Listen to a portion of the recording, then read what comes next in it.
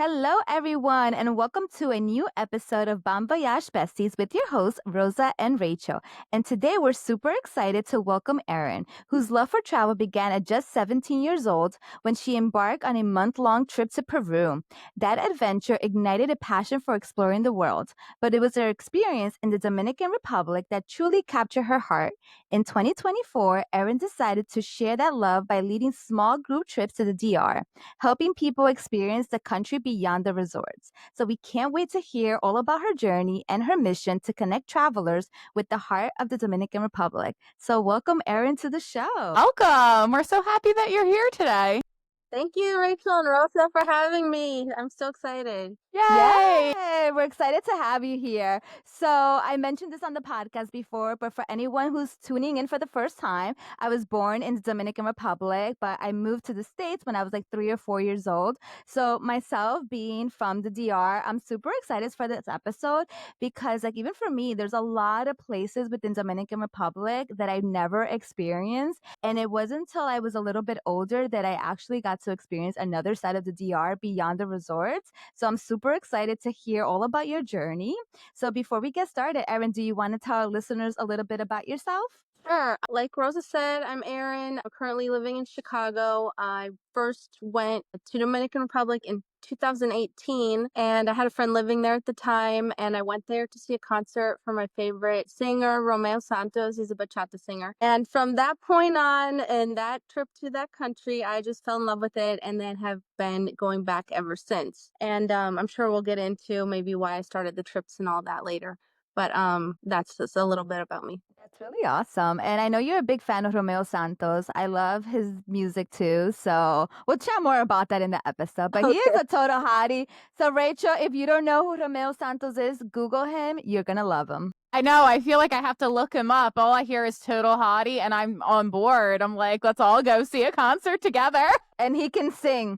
Well, he's on break right now, but you gotta look him up. I will. I will. I always need to be looking up more hotties and getting more music recommendations to listen to in my car on those long Jersey commutes. So I am totally in. But I'm really excited to have you here too, Erin, because I live in New Jersey, which really isn't that far from the Dominican Republic, but I've never been, and I've actually haven't been to a lot of the Caribbean. I went to Puerto Rico recently, and then when I was like really super young, I went to the Cayman Islands. I was like 2 years old. So just for future trips, I'm really stoked to hear more about your Well, journey. you are like my top candidate. I want to bring you to Dominican Republic. There's a lot of flights that go out of Newark, so say the Yes, word and I'll is. be there. Yeah, you're so lucky on the East Coast because you guys have so many direct flights. I have a very few. Only from Chicago, we have a few direct flights.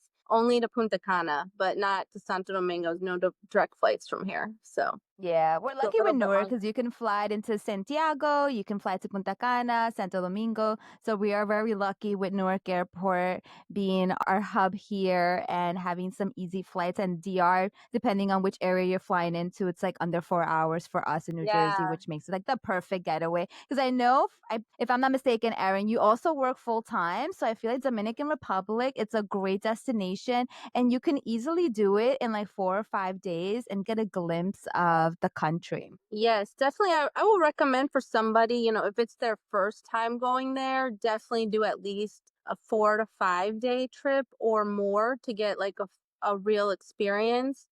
My trips usually, well, I'm just started last year, like I said, so I'm experimenting with a lot of different itineraries. So I've ranged from 10 to 5 days, from 5 to 10 days, however you want to say it. So I'm just kind of feeling out what's the best, but I'm feeling like that 5 to 6 day is a really good itinerary. It allows you to see a few different parts of the country. Me at this point, because I've been going there so much, I can go there like sometimes I might fly in a Friday and leave on a Sunday and just do a quick weekend getaway. But for a lot of people, that might not work for them.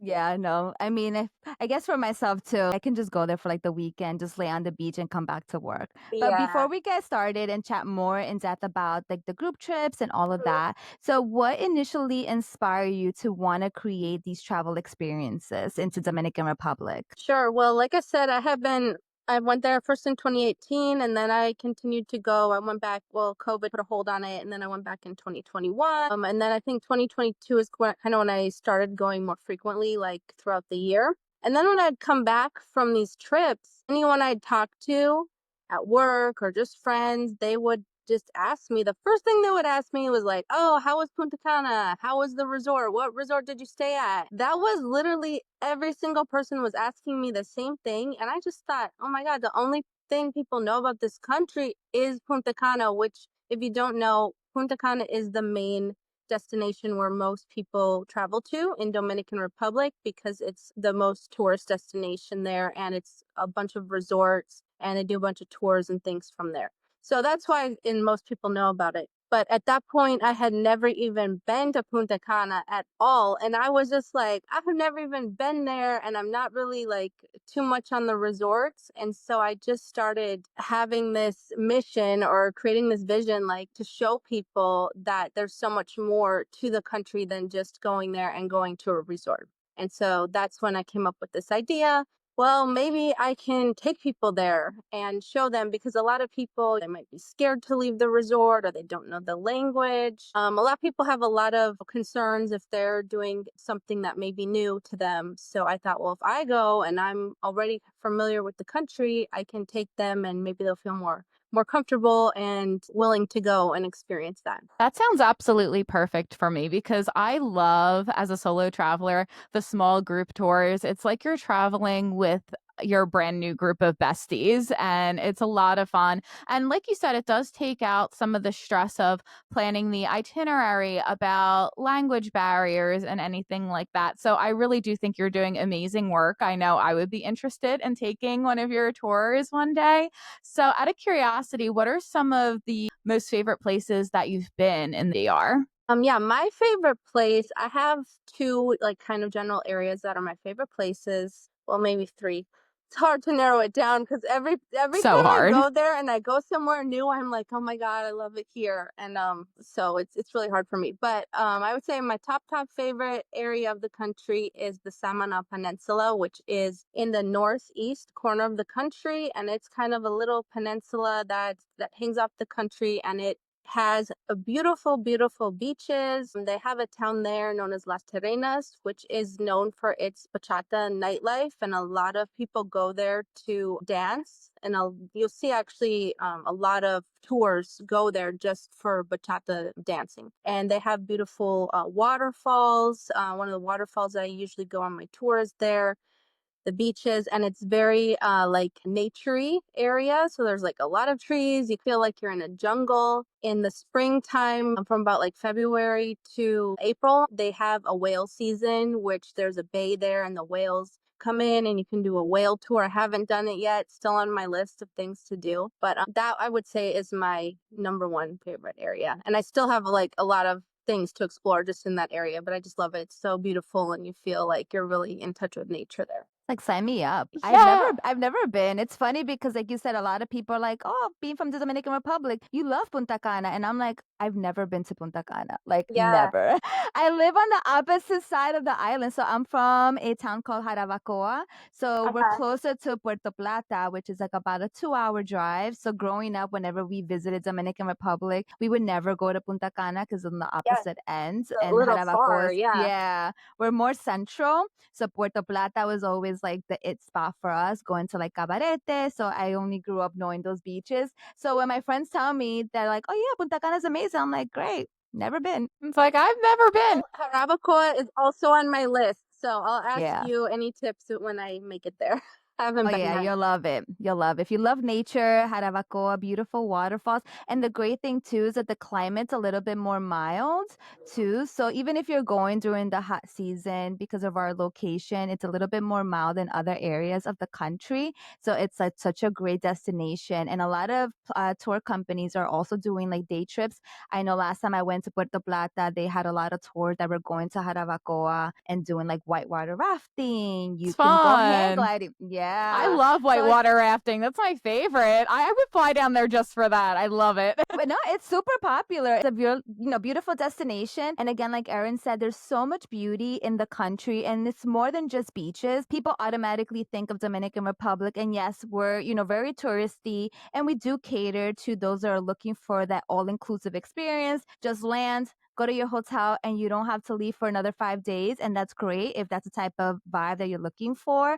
But the country has so much to offer outside your typical resort destination, and like the beaches are beautiful. There's a beach for every activity. If you love surfing, water sports, there's a destination for everyone within the country, which I really, really love. Yes, I agree with all of that. Everything is so unique there, and it's actually a lot bigger than people think. And just to like drive, like I guess if you were to drive from like the west side, from like Pedernales, that side, the Haiti border, to the east side, like Punta Cana, that whole drive would be like 10 hours or something. Wow. Yeah, that is Yeah. really far. Like probably like 9 to 10 hours. And yeah, so it's like a huge country when you think about it, and there's so much diversity. Even in the southwest part, which I'm having my trip in November there to that area, it's kind of considered like the desert area of the country, which is very like dry. And actually the first time ever in my whole life that I saw like a real cactus was in Dominican Republic in that area, and that was in 2022. And I was just like, oh my God, I was so excited to see a cactus. Later after that, I went to Arizona and I saw like the big cactus and everything. These were like more smaller ones. But so many interesting things to experience there. So That's much really diversity. cool. It's like you can go to the desert and then go to the beach. It's amazing. You could have like everything for the price of one destination. It's really, really cool.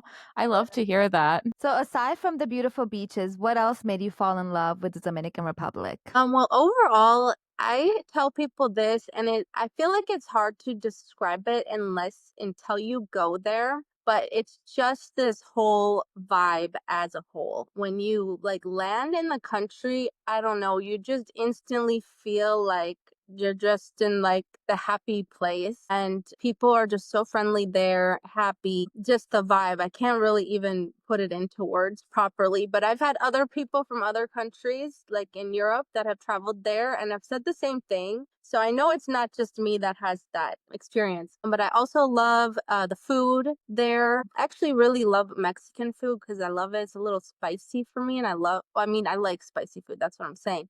But I actually love Dominican food. It's not spicy, but it's so flavorful. And they have a lot of different foods, even many things I still haven't tried yet. The music, like I said earlier, bachata is the music from there, as well as merengue. They also have dembow, which I'm not like huge fan, but I can get into it. It's more kind of like a rappy, like reggaeton vibe. And also just like the culture. I just feel like, that was the Hispaniola, the whole island was where Christopher Columbus landed. And so it just has so much history there and so many things that have come with that throughout the years that it's just everything is so interesting to me. And I can't even put it into words. I'm just getting so It's a excited. feeling. Yeah, it's just a vibe, like you said. But I have heard that from other people who've traveled there. Like you get off the plane and it's just this very like friendly, happy place. And I absolutely love that and really want to experience it for myself one day, because everyone I've known who's traveled there and I've seen like pictures and videos, I'm just like, oh my God, I'm like, I can feel the happiness seeping off my phone.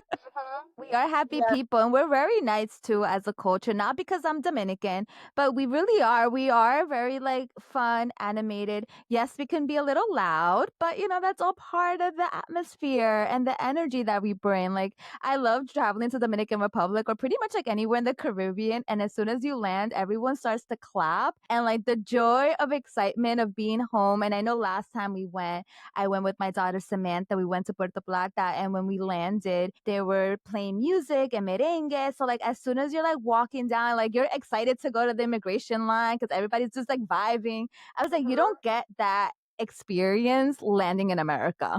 You don't get that experience in Newark Airport ever? No.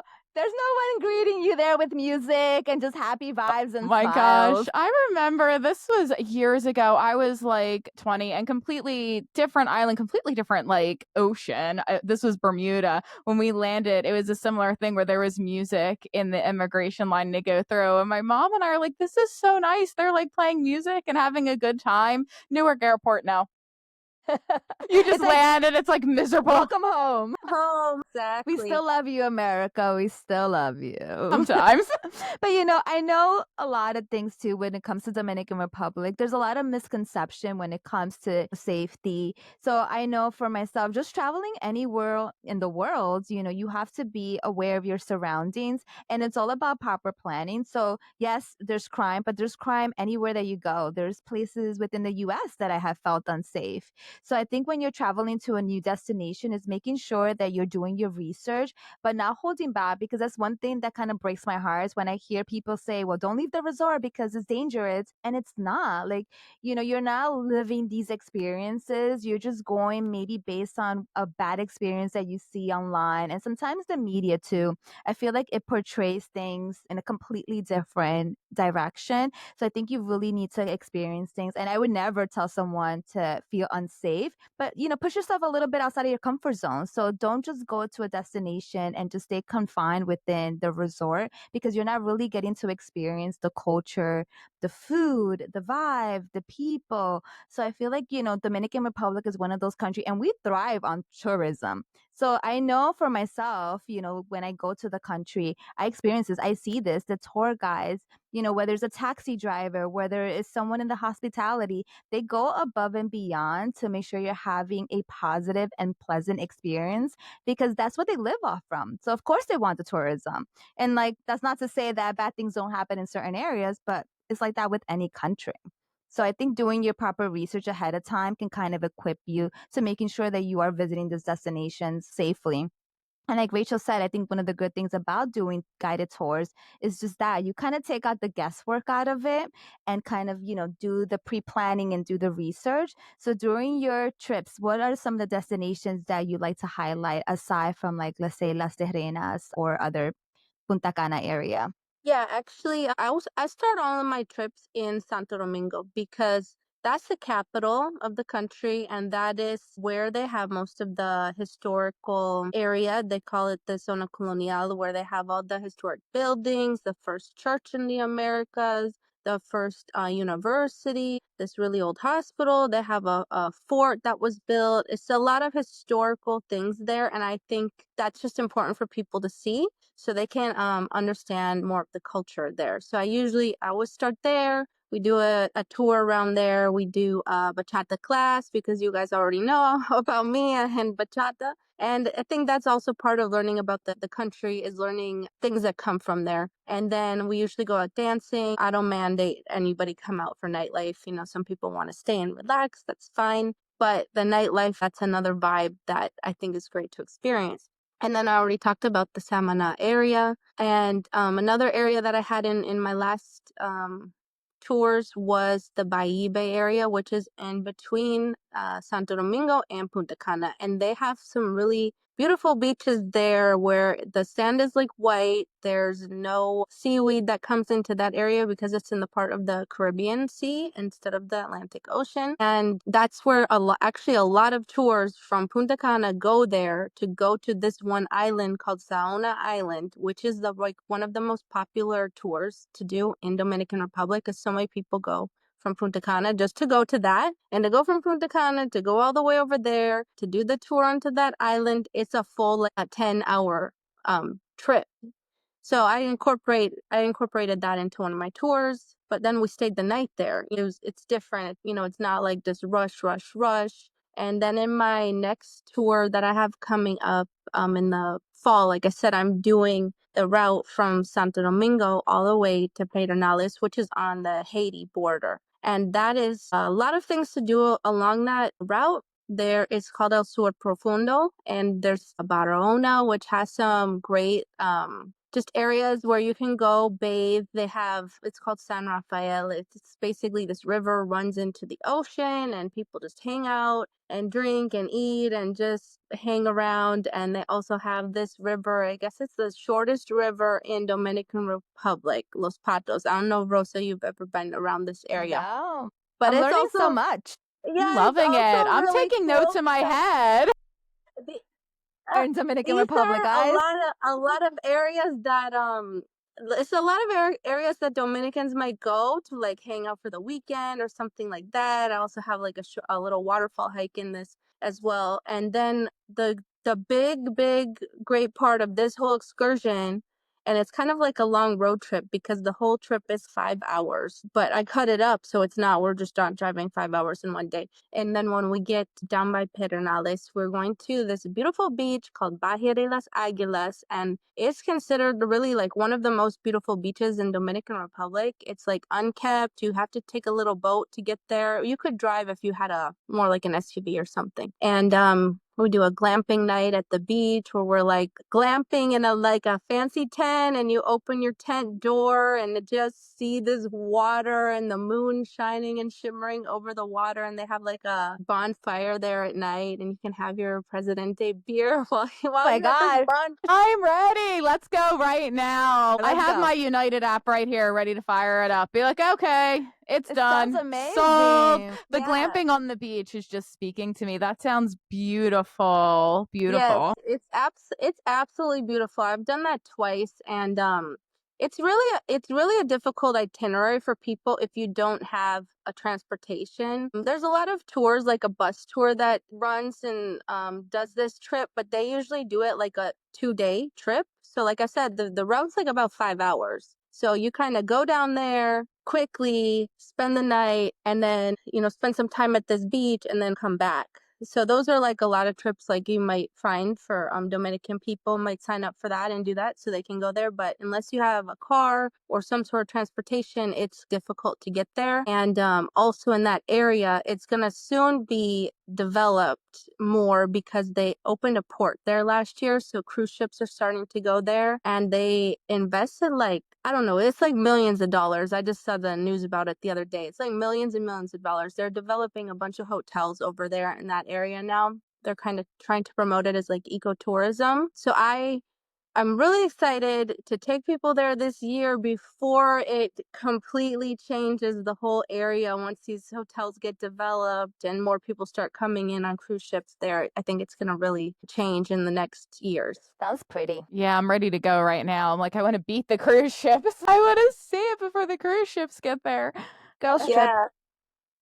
Yeah, well, that sounds amazing. And I just know like the time it takes to plan these itineraries. Like you said, like figuring out the transportation and all of the logistics, it's a lot of work. And I give you a lot of props for running your own tour company. So, what are some of the challenges with organizing small group travel? Because I teach, that's my full time job. And sometimes I have a hard enough time organizing 10 kids, and it makes me scared to think about organizing 10 adults. So, Well, first off, I didn't say this earlier, but like my trips are right now, I'm just doing 5 people. So the most people it would be 6, including myself. And that's just, because I'm really just starting and I don't want to overwhelm myself with anything. So like you said, even 10, I might feel overwhelmed with it. So I'm just keeping it small for now. And also, I feel like the smaller group, you can make more connections with the other people. Maybe you might not feel like as intimidated if it's a smaller group, whereas if you're just like a single person coming into a larger group, you might feel like, oh, like where do I fit in or something like that.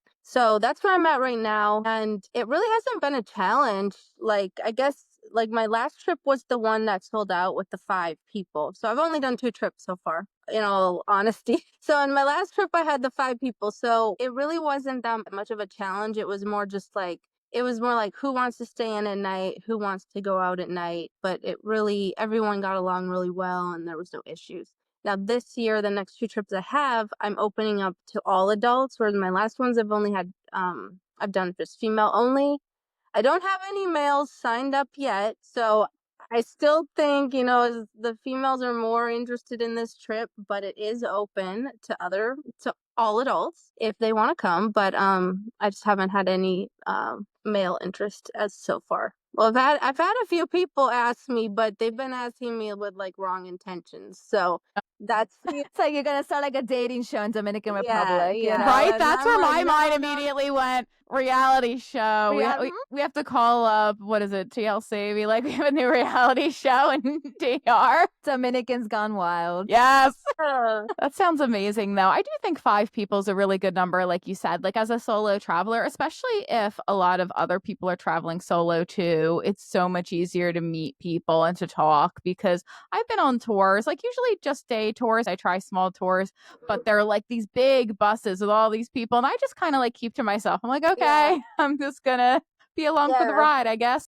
And also like about the Intimidating. trips I'm doing is I'm even if I just get one person that signs up on my trip, I'm still running the trip. Whereas I know a Love lot it. of people, they might be working with a larger company or something like that. They might have like a minimum number of people they have to get to go on the trip. Well, I'm just doing my own thing. So even if one person signs up, I'm still going and I'm still I have that time already blocked on my calendar and I'm just gonna go have a good time and help at least one more person experience Dominican Republic. It's like It.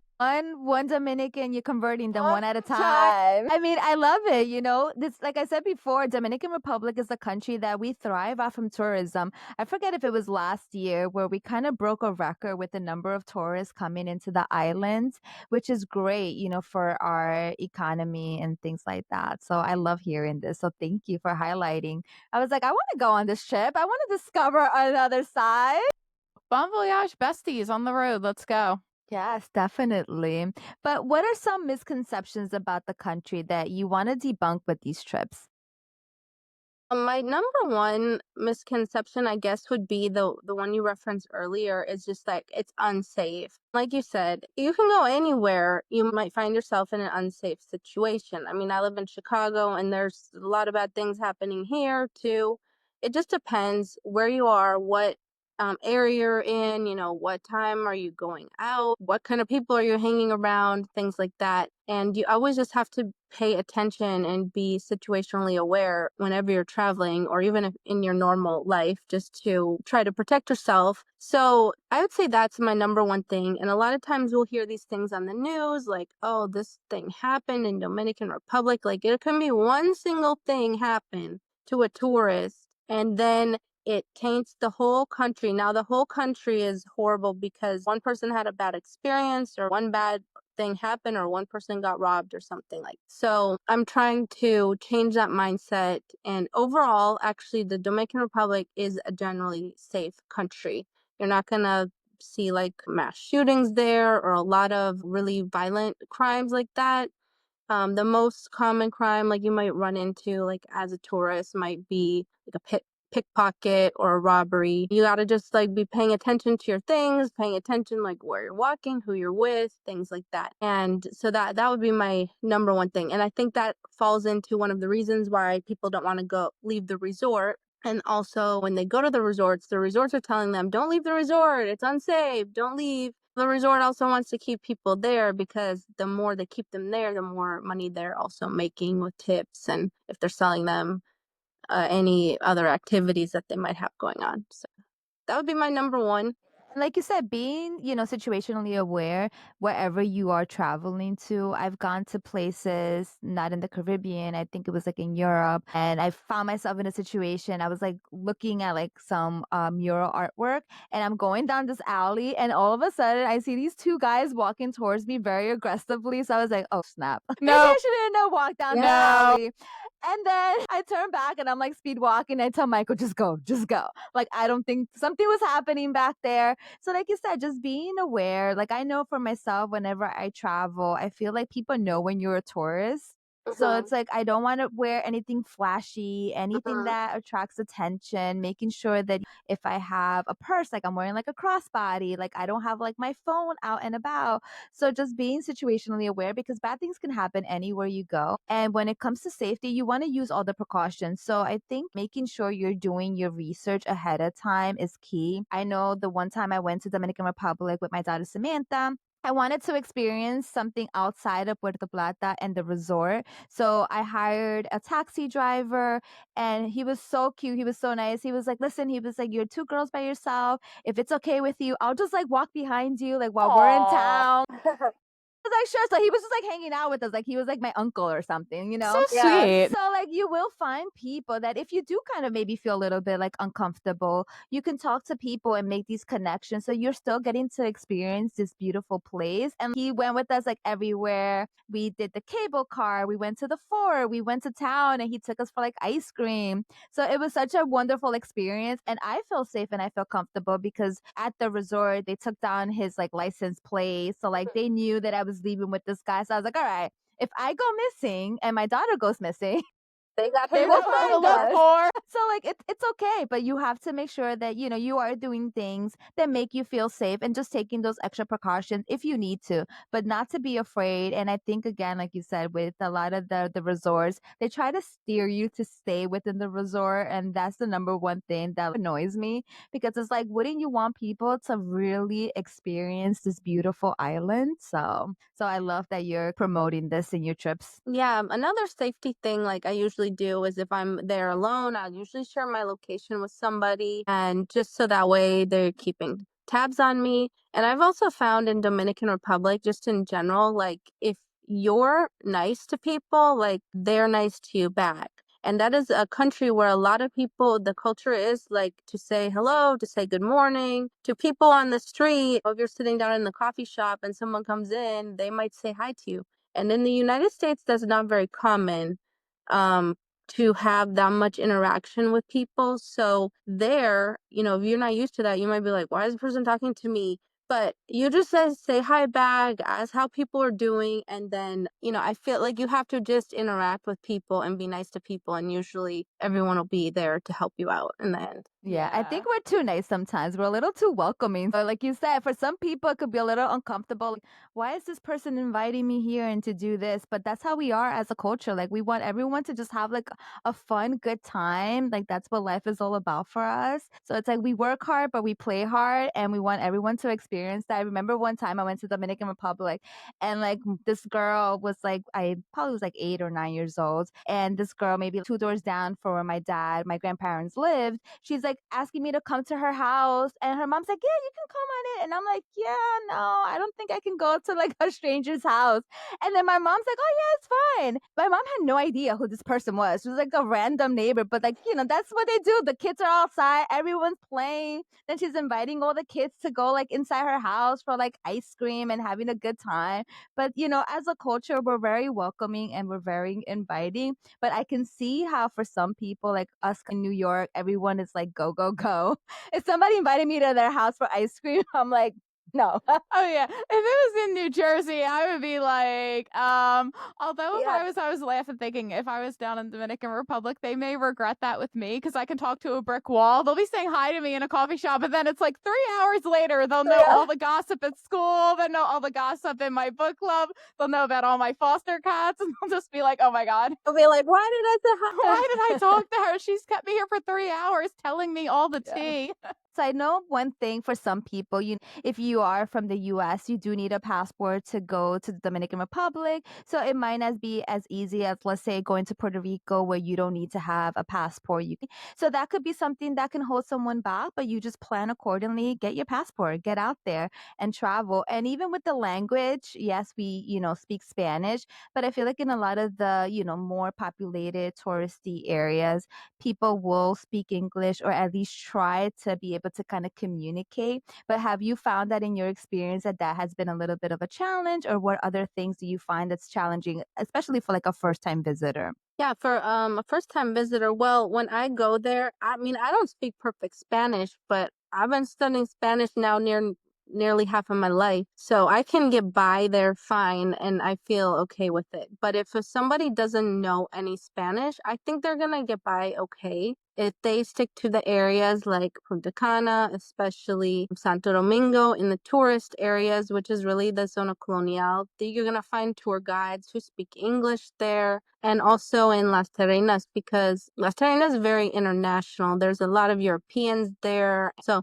I think you're gonna be fine if you stick to those areas. Maybe even Puerto Plata and some along the north coast, like Cabarete and Sosua, because there's a lot of expats in those areas. But if you start going outside, like into the countryside, small towns, maybe not so much. I can't speak for myself for Santiago and like Jarabacoa, like you said, but those I think you can get by fine probably there too with the English. Like you can find somebody that they're gonna know some basic English to be able to communicate with. Now, if you're gonna start, taking public transportation and stuff like that might be a little more challenging. But yeah, I think you can get by fine. Yeah, I could speak a little French, but I don't know how useful that would be. They'd be like, "You're on the wrong side of the island to be Well, speaking maybe if you're that." closer to the Haiti side, they Yeah. might be able to communicate better. So, out of curiosity, Erin, as someone who's never been to Dominican Republic before, if I were to plan an itinerary, what would be some must see places that I should go to as a first time visitor? Yeah, the must see. I'm going to just be repeating myself again. In my opinion, the must see, you have to go stop in Santo Domingo just to go to the Zona Colonial. You can do that for one day and get that done. And then I would go by the Samana area, which is like the Las Terrenas, this beautiful island they have there, Cayo Levantado. You can hit that up, and you can also hit up the waterfall, which I have in my itinerary, the Salto del Limon. And if you have more time, you want to explore more beaches, and you're already in that area, you can navigate over more to the coast, like the Cabrera is right over there. And that's what I would say. That could be like a 4-day trip, 3-4 day trip. You could do that. That would be my recommendation. Perfect amount of time. Easy long weekend from New Jersey. So, if I get tired of all this rain, I know what I'm going to do. The only thing is it's about a 3-hour drive from Santo Domingo to get there, so you got to figure out what's going to be your transportation. The bus there isn't exactly like the easiest, so I would probably recommend either renting a car or getting a private driver. And I only recommend driving in Dominican Republic if you are a very confident driver. I've driven there Yeah. now many times, and I feel okay with it. But I'm also like a very confident driver, and I'm willing to make my way and not let people push me around. But I if you're love not a it. confident driver, you're gonna you might get eaten alive. I need to learn from you. I'll go down with you and you can drive and I'll like take lessons. I need Yeah, to be more sure. aggressive as a driver. I can only imagine, although I haven't been to the capital. It's been a while since I've been to Santo Domingo, but I know like the highway system has improved significantly since the last time I went, which I think was like, oh my God, probably like 2018. So it's been a while. So I Yeah, definitely have to visit. once you're on the highways, it's pretty fine. But once you're in like some going through the towns and the motorcycles are coming and Yeah. crisscrossing all over the place, and then you got a truck, they randomly are gonna stop in the middle of the road. It Yeah, can be it's a like a fun little time. chaos. I usually fall asleep. So I fly into Santiago and then it's about less than an hour to Jarabacoa. And same thing, we have to go through like a winding area of the mountain at one Yeah. point. I just close my eyes and hope to get You there. just close your eyes and praying you're gonna make it there. I'm like, yep, wake me up when I'm there, This is it. hopefully. This is it. Because like you said, it's scary. And I've driven in international places, but certain areas of Dominican Republic, I'm just like, yeah, even in Jarabacoa, I'm just like, no, thank you. Because you have the Yeah. mopeds, motorcycles. It's a little Yeah. too chaotic for my liking. Yeah, it's actually unfortunately considered one of the more dangerous countries for driving, as they have a lot of fatal accidents. So yeah, you have to be very careful and very alert. Noted. Yeah. Be careful driving, kids. But for my trips, I have a private driver. I mean, this is like private transportation, so I have a driver that he drives us everywhere, and he's very reliable and very safe. So Passenger princess everyone can feel comfortable with that. It's more my vibe. A private driver. I don't want to hit a moped. or a horse. You never know what You you're going to never get. know, right? You never know. The rental car would not be coming back. Have to pay all these fees. The rental company would be like, we're never renting to you again. Like, you destroyed our car. But we're curious to hear. So, what's next for you, Erin, in your travel journeys? Aside from the Dominican Republic, do you have any other future trips planned? Oh, sure. Funny you should ask that because I do. I am doing a trip next year to Rio de Janeiro, Brazil. Ooh. It just I was never really planning to do that, because my heart is with Dominican Republic, and I always just have that mission, like I said, to show people that country. But I went last year to Brazil to visit a friend that was living there, and then I got all these messages on Instagram, like people were like, "Oh, are you planning a trip to Brazil? Are you taking people there?" And I was like, well, I never really thought about it. Like I never even thought about it. And then people started asking me, and I started thinking, well, maybe I can do a trip there. Why not? Nice. So I made some contacts there, and I went back a couple months ago as well to just kind of, finalize some things and planning that next year from March third. It's either 30th or 31st. I can't remember, through April 5th. It's basically the week of Easter week. So I lined that up as well because I'm trying to promote this trip as well to Dominicans, because a lot of people that week they don't work, and for Dominican Republic you don't need a visa to travel to Brazil, so it's one place that can be an accessible place for Dominicans to travel to. And for the US now we do need a visa. As of April 10th this year we need a visa, but once you have it, it's good for 10 years. So that's on my next mission is, well, not a mission, but it's just my next thing is to see what happens for Rio next year. And the same thing, if one person signs up, I'm going. I already have my schedule blocked for that time. And if nobody comes, I'm going to go by myself and have a great time. Love Amazing. this Good for for you. you. Yes. I love it. So should we do some rapid fire questions? Let's do it. Are you ready, Erin? You're on the hot Yeah. seat. I'm getting Yes. nervous right now. All right, so here we go. So, first rapid fire question. What's your favorite local dish in the DR? Oh, the Dominican breakfast, which is los tres golpes. You know That's what that is, Rachel? I It's hear it delicious. because I'm sure I'd want to eat it. So the typical Dominican breakfast is, this dish is called mango. It's basically a boiled plantain, and love they mash it. plantains. They mash it, and then usually it has like red onions on top, like fried red onions or soaked in vinegar a little bit, and then with fried eggs, fried salami, and fried cheese. And that cheese is just like, oh my god, the Oh my best gosh. ever. That fried cheese, could probably just eat that. That sounds so good. It makes me not want to have my Trader Joe's yogurt tomorrow with my chocolate chips and peanut butter. I'm like, No, that sounds so much better. it's delicious. That So, sounds so good. a terrible fact about me, I do not cook any Dominican dish. Please do not come for me. Please do not come for me. Oh no, I'm totally However, not, because I can't even cook. So However, tres golpes is my only one Dominican dish that I can actually make, and I make it very well. good. Can I come You have to visit? invite me over. Yes, next time you come over, I'll make it for you, Rachel. Yes. Oh my god, that sounds so good. I'll be eating my breakfast tomorrow and I'll be like crying into my coffee at 5:30 in the morning and drive to work. Be like, this is I'll send you some photos in the meantime. that works. That works. All right. Would you prefer a beach day or a mountain adventure? A beach day. I love it. I can just picture myself like under the palm tree drinking like pina coladas, like just Yeah. keep it coming. Well, I'm a full beach lover. I can do the mountain day, like that's like a once during the trip, but I could do the beach like every day. It sounds perfect. I desperately need a beach day to read all these books that I bought because I have like 70 books that I need to read and I just keep buying them. So There you go. A beach day sounds ideal. All right. Most memorable travel moment. My most memorable travel moment was that trip that Rosa mentioned earlier on. When I was 17, I did this 1 month trip to Peru, and looking back, I don't even really know how I did that, because that was before cell phones and everything. I don't even know how I got around, to be honest, and I barely knew any Spanish. But I went on my own to Machu Picchu.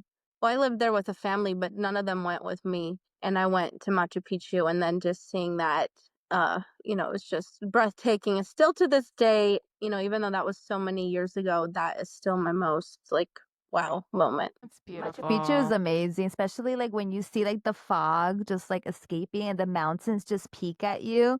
It's definitely one of my favorite travel moments as I well. need to do that still. I have to make it happen. Maybe next year. You have a lot of trips to plan. I know. Don't even get it. The credit card bill is just going to keep exploding, but that's okay. No worries. All right, Erin, this is a tough question. You might have to think about it. Would you rather win $1 million or a day with Romeo Santos? Oh, that one is tough. Man, I'd have to take the $1 million. Ooh, plot twist. I mean, it's $1 million. I I can do a totally lot get of it. stuff with $1 million, and the Romeo, that's one day. I don't know. Sorry, Romeo. Maybe next time. Yeah, $1 million is hard to say no to. yeah. But it was really tough. You had me thinking for a while. But no, thank you so much, Erin. We really enjoy having you on the show. So, where can our listeners find you? And if they wanted to join your trips, where can they do that? You can find me on Instagram. My Instagram is The Experience Lover. I'm also on TikTok under The Experience Lover. My webpage is also The Experience Lover. Make it easy for us. And if you wanted to join a trip with me, I have two DR trips coming up this year, August 14th through 19th, and then November 8th through 16th. You can message me on Instagram or send me an email. You can find my email, everything through Instagram, through my... Amazing. Thank you so much, Erin. We really appreciate it. And I'm really excited to plan a trip to Dominican Republic now after this. So we appreciate you sharing your journey from that first trip to Peru to your passion for connecting travelers with the real Dominican Republic. Like I said, I know I really want to go. So I'm going to have to look at my calendar for next year and fit all these trips. And we Definitely. loved hearing about you helping people experience this country outside the resorts, because you're right, the resorts, they don't really give you a real taste for the place, and it's always good to get beyond that. And for our listeners, we hope you're inspired to explore deeper and find those off the beaten path moments on your next adventure too. So until then, stay safe and bon voyage, besties. If you like this episode, drop us a 5-star review. It really helps us out. We'd appreciate it. Bye. Thank you, Bye. Erin. Thank you guys so much. Bye.